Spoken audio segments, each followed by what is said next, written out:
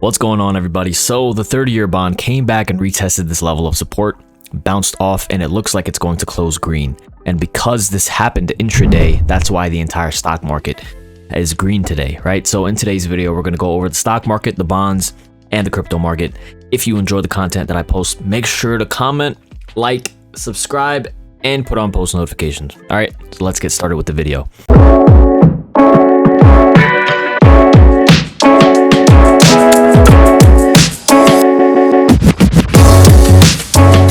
So I want to share a play with you guys on Twitter. I bought into Miracles.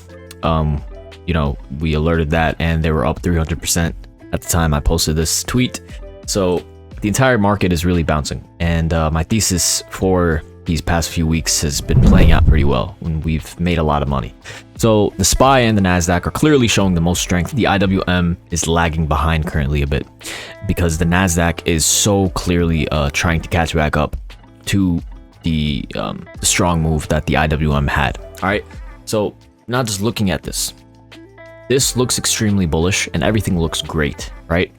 But the main reason why is because the 30-year bond bounced off of this level of support and it looks like it reversed, right? Because initially in the morning the NASDAQ did open red, right? Because the 30-year bond looked like it was going to break down below. And you can see that the 30-year bond came and retested the level of support perfectly, which is when essentially the NASDAQ was red, right? But because the 30-year bond began to bounce, it looks like the NASDAQ began to bounce as well, right?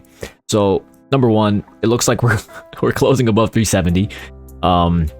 Very strong, right? We're closing above 370. The MACD is well overbought, but now it doesn't really look like it makes a difference because it looks like it's going upward regardless.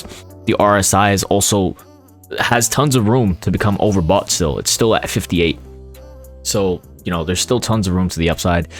And you can see now the upper level of the Bollinger Band for the NASDAQ is moving upward as well. So basically this tells us that for us to become overextended now, outside of the upper level of the B band, the B band is also like moving in a very, very aggressive way, which basically shows that algorithmically the NASDAQ looks like it has tons of more room to the upside.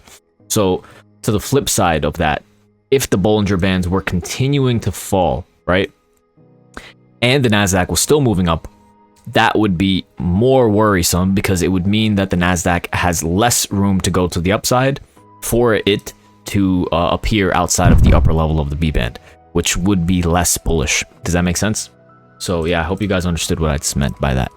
But overall, NASDAQ looks very, very bullish here. And as we can see here, this week, there are going to be tons of major tech companies reporting earnings. So for example, tomorrow, Netflix, Wednesday, Tesla, Thursday, Snapchat, AT&T, Intel. So this entire week is going to be jam-packed with tons of earnings. So it's going to be a very interesting time for the market. And many stocks run up prior to earnings and they end up selling off after the earnings report is released, right? So we have to see if that is also going to be the case here. All right, so now taking a look at the SPY, we can see that we closed at this very, very important level of resistance at 447.55. We could not close above this or break above this intraday. So it's going to be very interesting to see the SPY. If we do gap up, it's going to be primarily due to the IWM to help bring it up, I think. Because unless the NASDAQ and the IWM both continue to go up, then the SPY will definitely overextend much higher. But it's going to be, essentially, we just need to see which indice is the leading reason why the SPY moves out of here. If it moves out of here. So again, the fact that we failed at this level of resistance is very, very important. And until we do, then this is going to be a perfect level to short against on the market. But the way that the market has been going,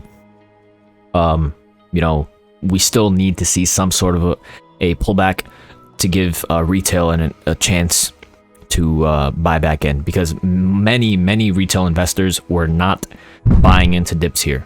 They were buying into shorts, right? But institutional investors were buying as the dips here. So that's why we made so much money, right? So the SPY failed at resistance. The level of support that we need to watch is 443.02. And then obviously this upper blue trend line here. So we need to see if the SPY does come back and retest that level.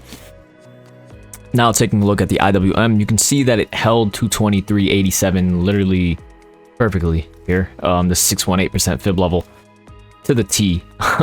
So yeah, that was a, this worked out beautifully. So the fact that we closed above, held, and are looking to reverse is a very, very good sign. It means that the IWM can be potentially the biggest percentage winner for tomorrow. You see how NASDAQ was the biggest percentage winner here for today. That's why I meant earlier that the IWM could help lift the SPY up past the upper level of the B band. All right. So yeah, overall the IWM looks bullish. The entire market looks bullish, primarily because the 30-year bond looks bullish. All right. If the 30-year bond had crossed down below, then the entire market would be red, right? But it looks like this level of support held for today. And moving forward, as long as this level of support holds, things are going to continue moving up higher. All right. So there's my analysis on the stock market. Now let's go ahead and take a look at the crypto market. So, I mean, Bitcoin is still bullish. It held this level of support once again, this 59,171 level. Essentially, and that, I mean, this is just beautifully bullish, and things are looking like they're going to rip up into new all-time highs during this quarter, or definitely quarter one of 2022.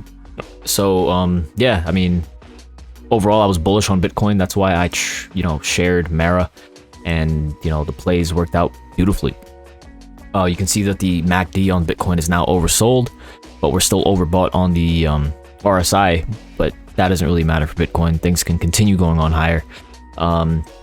Looking at Ethereum, we're starting to dip down below a bit because Bitcoin had a red day, so Ethereum had a much worse day, right? So yeah, I mean, overall, the overall outlook of the market is, as long as Bitcoin is bullish, then Ethereum is going to remain bullish overall, right? So, and I mean, that is the case currently, because Bitcoin is very, very bullish still, and it doesn't look like that's going to end anytime soon. So I hope you guys enjoyed today's video.